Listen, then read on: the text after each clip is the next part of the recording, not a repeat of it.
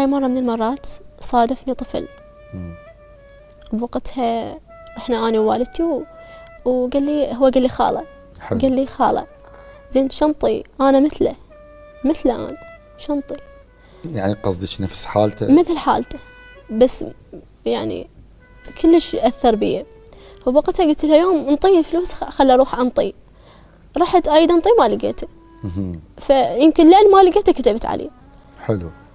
فقلت له هاك خذ من عندي دمعي وهو بس هذا البقالي، هاك خذ مني عباته وبيعها بسوق السياسة، هناك عندهم كل شي غالي إلا أحلى، إلا أحلى ما يصح من عندنا غالي. الله.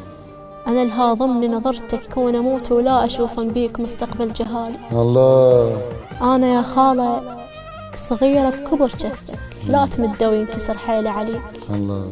يجوز ما عنده بخت يترس جفوفك، بس حظيت بشفة وتها تبوس ايديك. الله. من رحت ترجع عند أهلك تعال، بس نسيت السقف طايح والحياطين على قد نوموحة من لعب الجهال. الله الله. أنا شبهك بالسكابر، الله. أنا شبهك بالسكابر كل شعابر. خوف قلبي وحزن أمي وضيم أخوتي، إلا شف ايدك أبد ما كان عابر. الله. أنت سالفتك قصيدة ولا بد يسولفها شاعر. أنت سالفتك قصيدة ولا بد يسولفها شاعر. ليش تحلم وإحنا عدنا الضحكة طيف، وانت رايح ظلت عيوني وراك، ومن طحت قدام عين استحقرت حتى الرصيف. انت كان اكبر احلامك تنطل اخوانك رغيف. الله يكسر كل سياس نيمك مكسور خاطر. انت سالفتك قصيدة ولا بد يسولفها شاعر. الله عليك. الله يسلمك.